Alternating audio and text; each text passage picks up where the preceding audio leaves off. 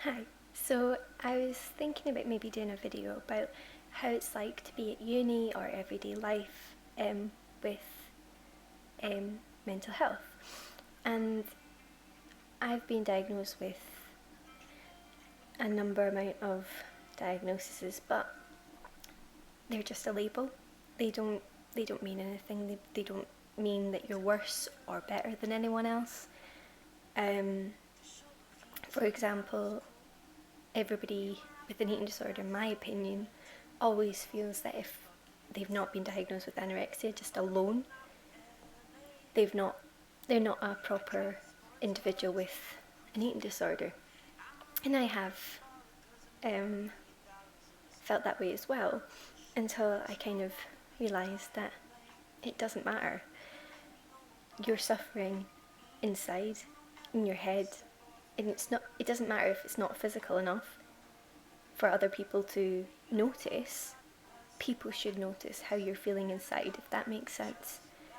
Um, I think that's one of the main things I want to change when I become a psychologist or just anything. I know I personally can't change it, but I hope to strive to be able to help other people in that situation, because eating disorders are not really about weight, they're about what's in your mind, behaviours, and the underlying emotions in your head. I mean, when people say I'm fat, that's just a feeling. They probably know inside that they're not fat. It's covering up something that they may be suffering inside. So when people say, I'm feeling fat, and people say don't be so ridiculous, that doesn't help, because they feel it anyway, and they're going to feel it until they tackle those inside emotions and get proper treatment.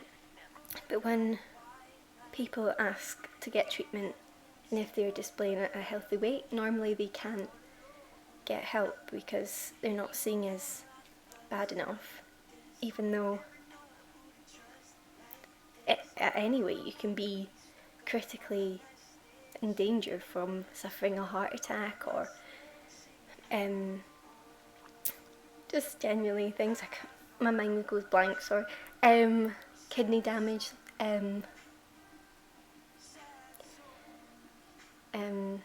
bone problems. But yeah, so it's just kind of thing like that, like you, even though it's not physical, it can control your life. I mean, people without an eating disorder don't understand how much an eating disorder, along with tons of mental health problems, can affect your daily life. I mean, I study at uni and I'm in my 4th year doing a dissertation, and I think it has to be the hardest thing I've ever done. I mean, at high school I found it hard to keep up with the work, keep in school. I mean, it's not even the physical reasons I don't want to go to uni for. It's the mental emotions I feel. I mean, I feel sometimes that people are going to look at me and go, "Oh, she's gained tons of weight," and they're going to say it to me, and I'm going to endanger myself by going. So I'm kind of not going to uni when I don't go either for a physical reason or a mental reason. I mean, I do always try to go, but sometimes it's just a way for me to help myself, which people can sometimes just not understand. And along with, like, people, I mean, I think more people talk about eating disorders than self-harm. I think that's become more acceptable to talk about eating disorders openly. I don't know why. Maybe because it's talked about in the media quite a lot, and more people are coming out as celebrities, and people maybe feeling it's okay to talk about it. But I always think that maybe personality disorders, schizophrenia, depression, self-harm, you know, just mental health, anxiety. Nobody really talks about, you know, anxiety in a further form than how people cope in real life. And I mean, I've met so many wonderful people who suffer from mental health, and it breaks my heart every time I hear about their stories and how they've, you know, improved or kind of progressed through life. I think it's really interesting. I mean, most people don't know about my life, but that's personal to me.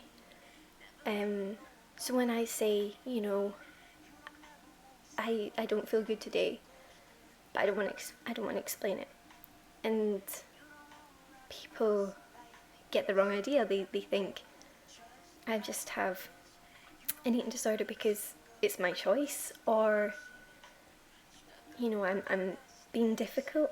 But I think from past experiences and past trauma, I think, and my eating disorder saved my life in a way.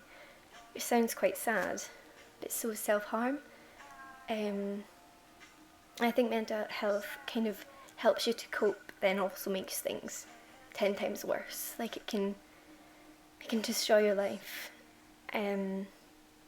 So a typical day for me will start like when I wake up.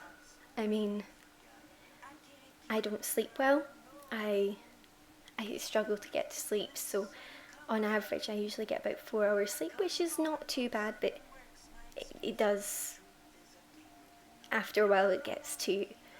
So if I have uni that day, say, just for an example, I would get up out of bed and I would probably spend about 10-15 minutes staring at myself in the mirror. And even though that sounds pretty vain, it's in a disordered way. I can't see what other people see, and I spend that amount of time looking in the mirror, trying on clothes to see what ones make me look reasonably okay to go to uni, that people won't say anything, or I'm very, very self-conscious of what I look like. And then I get all my stuff together, and I always take juice to uni because, like, 0 calories, just because I know that I'm not normally going to eat, so I want to kind of stay hydrated and for the day. And then I would drive for about an hour and 10 minutes to get to uni, and whilst I'm in uni my energy levels are fine, and then they slowly decrease after a time. My heart starts beating slower just because I'm concentrating, and probably I've not had the best of meals or snacks the night before, so I can find it really hard to understand what lecturers are saying, or just genuinely anyone. But I'm the type of person who just nods and smiles and pretends that they're there in spirit, but maybe you're not. So I think that's one thing that people should pick up on. Like, it's a very, very lethargic illness. You may be there, but are not really fully with it. The thoughts throughout the lectures or throughout a day would be, you know, thinking about my size, thinking about what I'm going to have for dinner, thinking about what measuring my legs just because I'm feeling extra large, and it's very much consumed in my head all day. And a lot of people at uni say you're looking well, and I know they mean well, and I always say thank you, but deep down it hurts because I don't want to look well.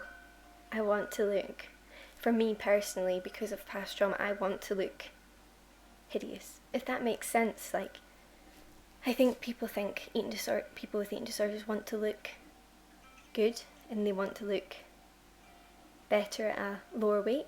But for me, and probably quite a lot of people, no matter what weight they get to, they will never see themselves looking good. So for me, I know I'll never look good at that weight, so I don't even try to anyway.